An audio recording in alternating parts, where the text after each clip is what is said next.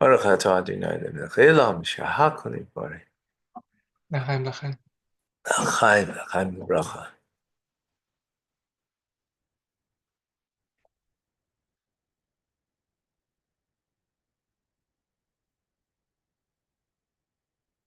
Okay, continuing our mimer, our Hasidic discourse, B'yom Hashtei Asar.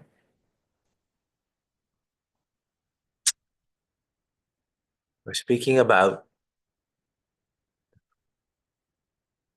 want to let in? Thank you.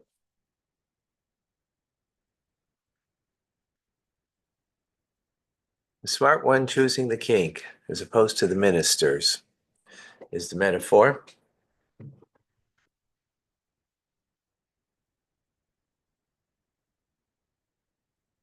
And the nations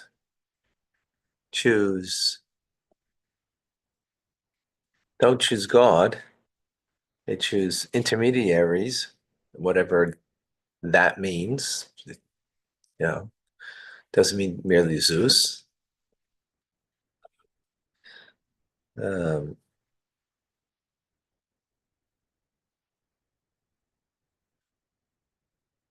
and the Jew chooses God. Through the intermediary, you're going to get more, and you don't have to nullify yourself. So why does the smart one choose the king? So said because he wants to serve the king. But yeah, we have to understand the Medrash says because the ministers can change, and the king doesn't change. He's there. He's permanent. So what does that mean? How do we understand that? It means, if you can let Linda in, Liba, thanks. It means that through our divine service, eventually, the world's going to change. We're going to have Mashiach. And in that world, which is a reflection of the inner divine will, the inner makif, the inner encompassing infinite light of God will be revealed. Right now, it's the outer, and therefore, those who choose to have more in life, that's where they get it from. But in the end, that's all going to be nullified. It's all going to be elevated, the world. So there won't be room for that kind of influence. And then doing the will of God, you will get plenty. You won't get um, limited light, limited um, you know, things of this world. It'll be unlimited, or well, be yeah, if you will, right?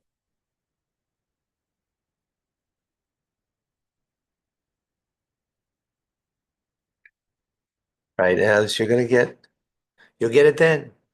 So what comes out of this is that the smart one, you know, smart ones, if you remember the marshmallow test in the 60s, right? They put 5-year-old kids in a room and said, here's one marshmallow.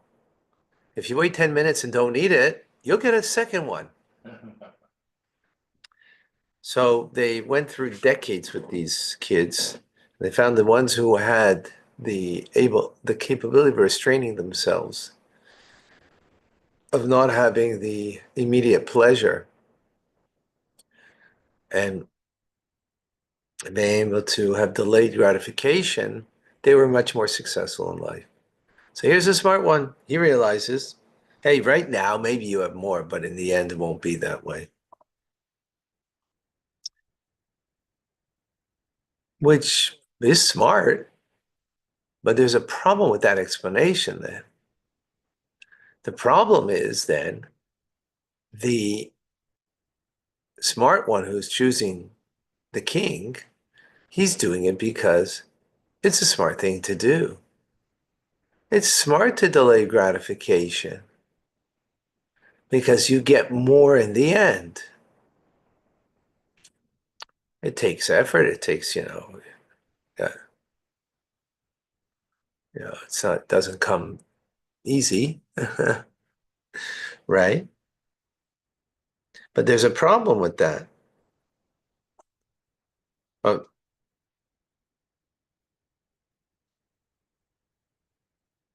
Because the Medrash says that the Jewish people, they serve God. Why? Because Chelki Avaya Amar Nafshi, God is my portion because my soul declares as such, which means it's not something that's logical. The choice is not because it makes sense to delay gratification because you're going to get more in the end. I mean, more in the end is, a long time, but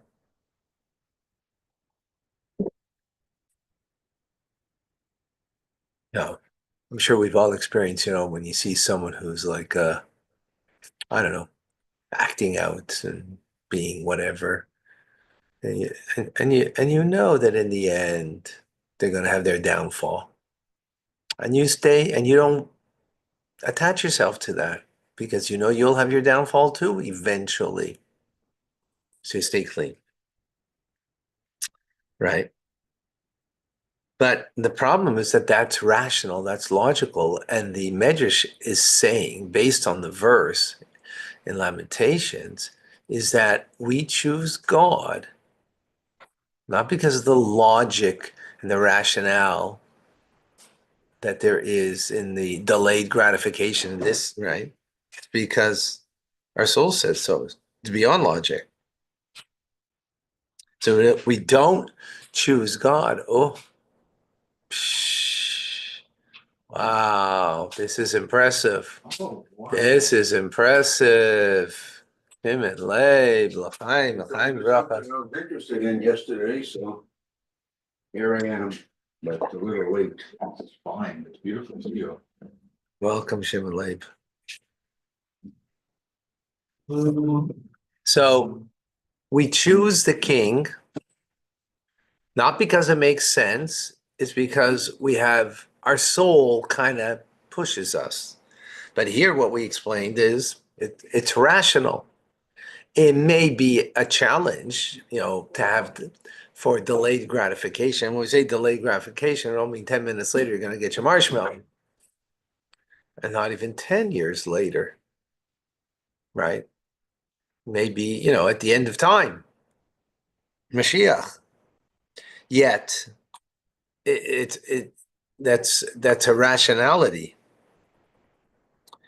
So we don't choose God because we have a benefit. Doesn't matter. It doesn't matter. Doesn't matter when the benefit is, right? But if we are choosing because of the benefit, well, I mean, obviously you can choose God because of the benefit, but that's not what our Medrash is talking about.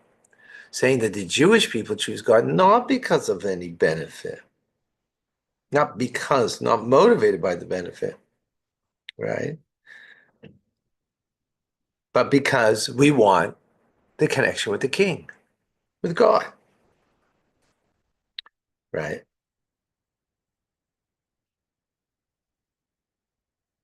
So how do we understand this?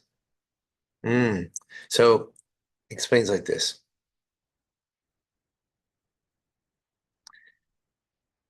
That when you do God's will, you're connected to the internal will of God himself and what God really wants, right? What he really wants is our mitzvah. And that's what you're connected with. Those who go against the will of God, they're connected to an external will of God. And it's not what he wants at all. It's only a compelled will, which he compels himself, right, to give any kind of life. And the metaphor for that is as we've learned in Tanya, that when you are in business and you need to give to someone in business who's your enemy, right? You need to give them a gift. You don't look them in the eye. You look a person in the eye that you feel attached to and you feel close to. You look them in the eye. Right? Someone who you don't feel attached, and even not only that, but you hate, but you're compelled to give them a gift. Okay, doesn't matter why. It's a metaphor, right? Metaphors don't need to make sense except for the metaphor, right? So you're compelled to give the gift, so you got to give it over your back, not looking them in the eye. That's what God does to those who, right? Those who go against the will of God. Now, so the Jew wants the inner connection with God and to get the influence from there in their lives, even though it will be less. It'll be less of what you will get, as we explained, because it's coming from the inner will, like a good parent gives less to their children than they would to someone else. I mean, less clothing, less food, right? But when the child is crying before dinner and wants to have the ice cream, right? A good parent is not going to do that. It's going to hold back, right? A good parent, you know, a bad parent is seeking love from their kids. That's not good. They have to be loving, but don't seek love. You want love? Go to your mother, right? Be loving. Don't seek love. Many parents seek in their children love. It's a validation for them. It's whatever. It makes them feel good, makes them feel worthy that they get the love of their child. And therefore they'll do that, do things for them for that reason. That's a bad parent, or that's a bad parenting thing to do, right? And then what will happen when you do that? That child's gonna get more. Gonna get a lot, right? The good parent is gonna be much more even-handed, right? And there'll be things held back from the child. So that's what we have. God is our good parent. He really loves us. And therefore, when he gives, he's giving to us based on what we need, based on what we deserve, rather than a free lunch. It's not a free lunch. And that's coming again from the inner will of God, right? And we want that, right?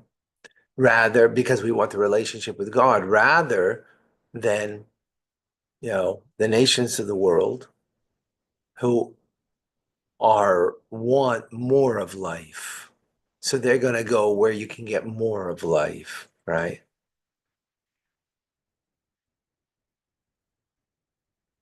So then what does it mean when the measure says that the ministers are interchangeable while the king is permanent, is not interchangeable? How does that fit in now? Right? Right. That's what the measure says. Chaim, Chaim.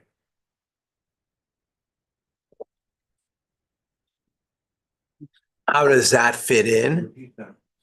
Smart person goes directly and the other person goes to the minister. Right. The metaphor again is the king comes into the county and people come to greet. And, the farmer wants the agricultural minister. The businessman wants the finance minister. Why? Because it benefits them, right? That the smart one wants the king, chooses the king, right? Chooses to what? The king. I'll choose to keep. right? That's the metaphor, right?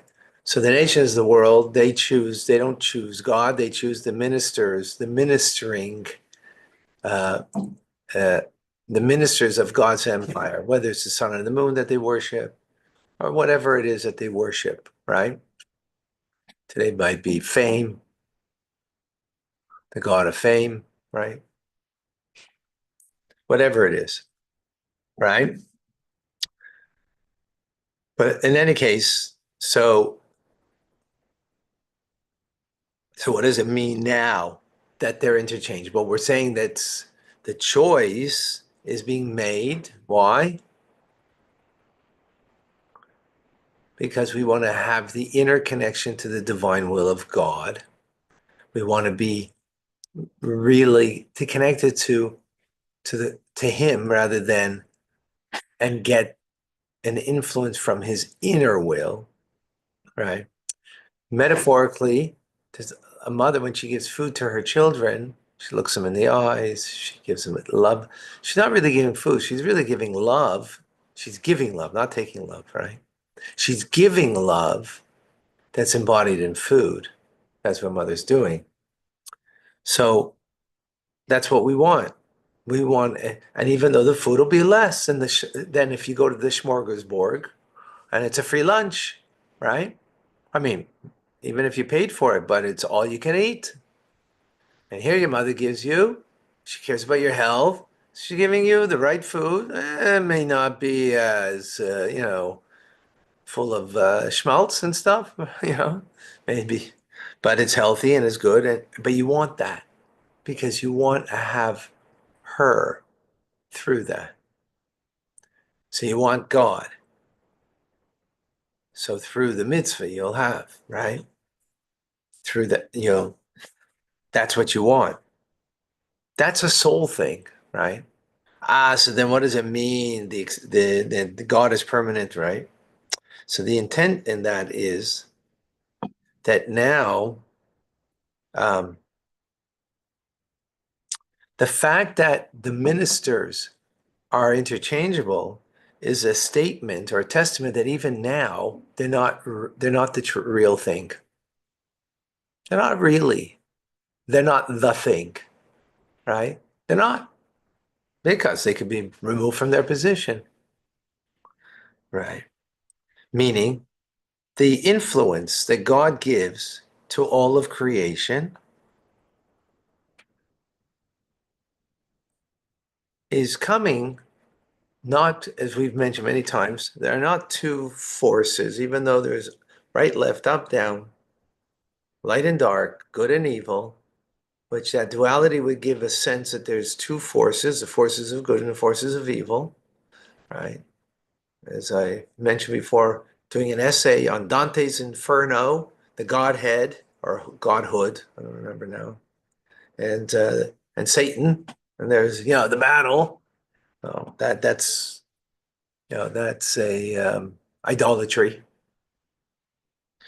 because the influence that comes to this world is coming from kedusha, from holiness, but it's coming from a holiness. It comes from a holiness that then becomes contracted into a form of klipa, right? That's where it's getting it from. And which means that the holiness is not unifying with creation. It's not unified with creation. On the contrary, it's an exile. So in this coffee, the spark of God that animates it is not revealed. It's hidden, right? And everything in this world is that way. Therefore, the nature of this world is death because it's separated from God. That's called death, right? Is that clear? And that's what it means to choose the king because he's permanent. In other words, you want to have an influence from God that's coming from his holiness, which is permanent, rather than from klipa, which is not permanent, because eventually klipa is going to be removed from this world, and there'll be just God's holy presence in this world. That's what the Jew wants, right? We want an influence in our lives that comes from the inner will of God's holiness, even though it's going to be less. Because we want real life, not, the temporary fix. Okay. The inner will.